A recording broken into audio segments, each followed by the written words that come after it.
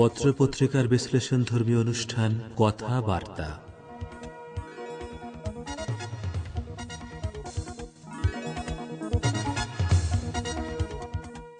শ্রোতা বন্ধুরা, আমন্ত্রণ জানাচ্ছি রেডিও তেহরানের নিয়মিত পরিবেশনা কথাবার্তার আসরে।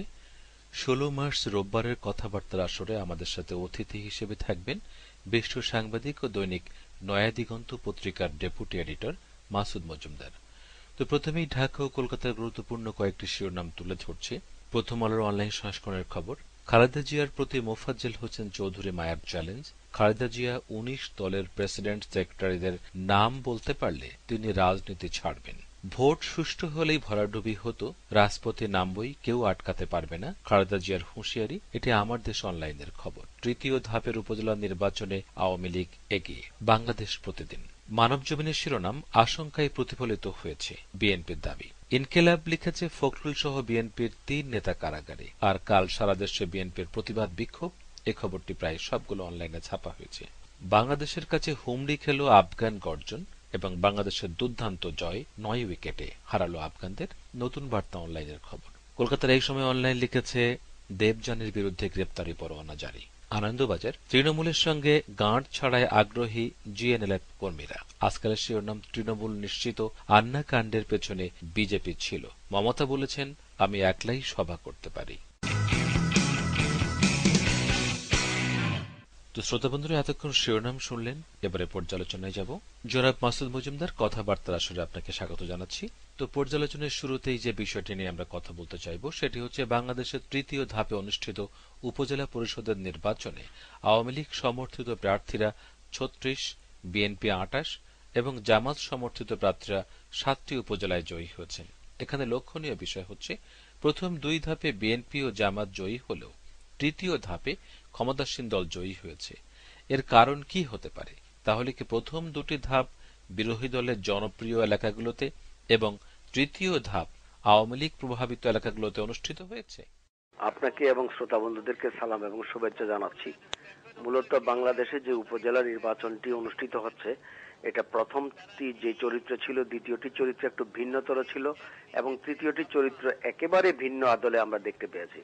প্রথমত, এই নির্বাচনের নিরপেক্ষতা নিয়ে অথবা প্রশাসন, নির্বাচন কমিশনের প্রভাব, এগুলো সম্পর্কে যেসব মন্তব্য অতীতে আমরা করেছি, যে বর্তমান প্রশাসন যে আগ্রাসী ভূমিকা নিয়েছে, সরকারি দল যেভাবে ভোট ডাকাতি এবং চিন্তায় ব্যালট বাক্স এবং গুলি করার মতো ঘটনা ঘটছে, সেই ক্ষেত্রে প্রথমটা একটা উইন উইন পজিশনে রাখার চেষ্টা করেছিল সরকারি দল, এই জন্য বিরোধী দল ভালো অবস্থানে ছিল।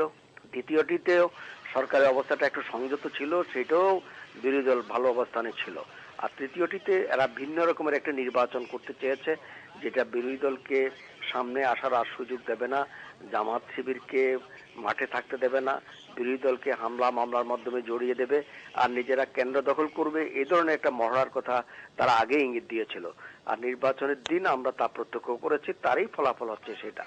অর্থাৎ এই নির্বাচনের রাজনৈতিক চরিত্র যেমনটি হোক, সরকারি দল এখানে প্রথম দুটোতে ওয়াকওভার দেওয়ার চেষ্টা করলেও শেষে আর তারা নিজেরা চর দখলের মতো ভূমিকা পালন করেছে এবং রেজাল্টটা তাদের অনুকূলে নেওয়ার জন্য তারা চেষ্টা করেছে, সেটাই আমরা দেখতে পেয়েছি। প্রথমত এই নির্বাচনের ক্রেডিবিলিটি নিয়ে যে প্রশ্নগুলো ছিল, সেগুলো শেষটাতে এসে আরো বেশি বেড়েছে।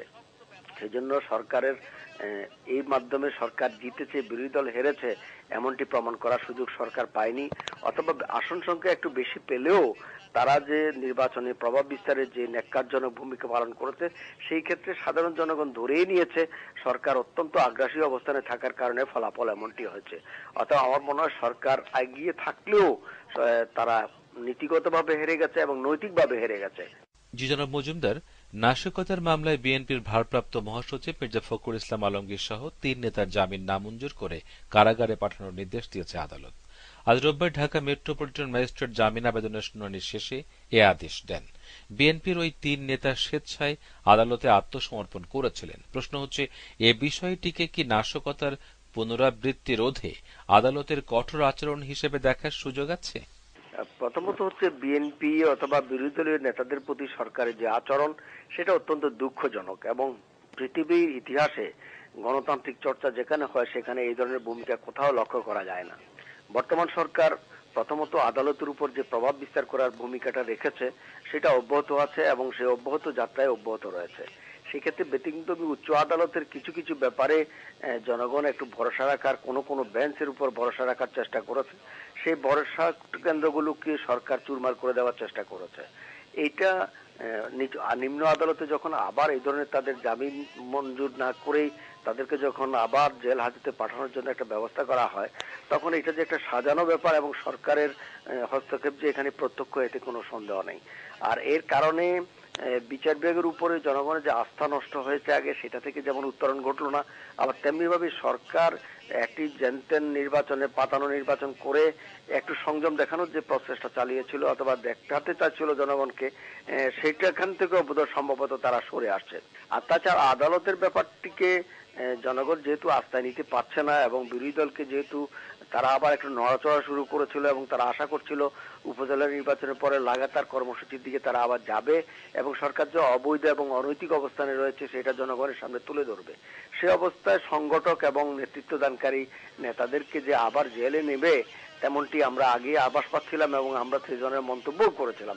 সে বিবেচনায় বর্তমানে মির্জা সহ বাকিদেরকে যেই আদালতের পক্ষ থেকে, নিম্ন আদালতের পক্ষ থেকে যে আচরণটা প্রদর্শিত হলো, সেটা আদালতের অতীতের যে ভূমিকা, বর্তমান অবস্থান এবং সরকারি কৌশল এক খাতে প্রবাহিত হওয়ার যে নমুনা আগে সৃষ্টি হয়েছিল, সেটা আমরা আবার পুনরাবৃত্তি হতে দেখলাম। এক্ষেত্রে আদালতের ব্যাপারে আমাদের অভিযোগ একটাই, যে আদালত সম্ভবত জনগণের আস্থায় যাচ্ছে না। আর সরকারের বিরুদ্ধে একটা অভিযোগ একটাই, যে তারা মনে করছে এগুলোর মাধ্যমে অবদমন করতে পারবে এবং বিরোধী দলকে ঠেকিয়ে রাখতে হবে। কিন্তু বারবার আমরা লক্ষ্য করছি জনগণ সরকারের প্রতি হলুদ কার্ড দেখাচ্ছে, লাল কার্ড দেখাচ্ছে, সরকার এতে নিজেরা কোনো শিক্ষা গ্রহণ করছে না। জনাব মজুমদার, নির্বাচনে ভোট কারচুপি, নেতাকর্মীদের উপর হামলা ও হত্যার প্রতিবাদে ৯ উপজেলায় আজ হরতাল পালন করেছে বিএনপি নেতৃত্বাধীন ১৯ দলীয় জোট। অন্যদিকে ভারপ্রাপ্ত মহাসচিব সহ ৩ কেন্দ্রীয় নেতাকে কারাগারে পাঠানোর প্রতিবাদে আগামীকাল সারা দেশে বিক্ষোভ কর্মসূচির আহ্বান করেছে বিএনপি।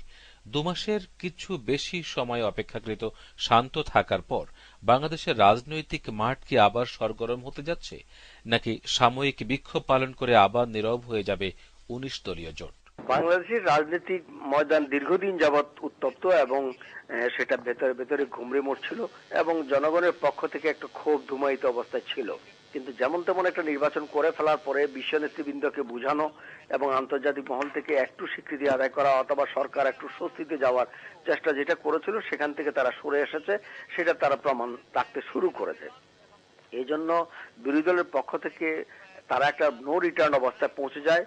কিন্তু তারপরেও খালেদা জিয়ার পক্ষ থেকে ১৯ দলীয় জোটকে অনেকটা সংযমে অবলম্বন করে এবং কিছুটা নিঃশ্বাস ফেলার মতো অবস্থা তারা তৈরি করার চেষ্টা করেছিলেন। এটাকে তারা বলেছিলেন আন্দোলনের কৌশল। অর্থাৎ আন্দোলনের কৌশল হিসেবে তারা যে আন্দোলনে আছে, সেই আন্দোলনের কৌশল হিসেবে তারা উপজেলা নির্বাচনে গেছে। কিন্তু উপজেলা নির্বাচনে যখন জনগণ বিরোধী দলের প্রতি নৈতিক সমর্থন অব্যাহত রাখলো, তখন সরকারের মগজ বিগড়ে যায় এবং তারা বিরোধী দলের উপর আবার রুষ্ট হওয়ার চেষ্টা করে। সেটারই ধারাবাহিকতায় নির্বাচনের সর্বশেষ যে ভূমিকাটা আমরা লক্ষ্য করলাম গতকাল, সেটা দর পাকড় থেকে শুরু করে গুলি, হত্যা, একের সাথে তারপরে মন্ত্রী লোকদের আচরণ, স্থানীয় প্রশাসনের ভূমিকা, নির্বাচন কমিশনের নির্লিপ্ত ভাব, এগুলো সবগুলো একাকার হয়ে প্রমাণ হয় যে জনগণের ভিতরে যে ক্ষোভ, সেটাকে সরকার প্রশমিত করতে পারেনি এবং আবার সরকার ধর পাকড়া এবং বড় ধরনের হামলা মামলার দিকে যাওয়ার চেষ্টা করছে। তারই ধারাবাহিকতা আমরা বড় আজকের আচরণটা লক্ষ্য করছি। এই জন্য নেতৃবৃন্দদেরকে গ্রেপ্তার এবং হরতাল পালন, বিরোধী দলের কর্মসূচি দিন দিন বাড়তেই থাকবে এবং আমার মনে হয় সরকারও এই মেসেজটা পেয়েছে।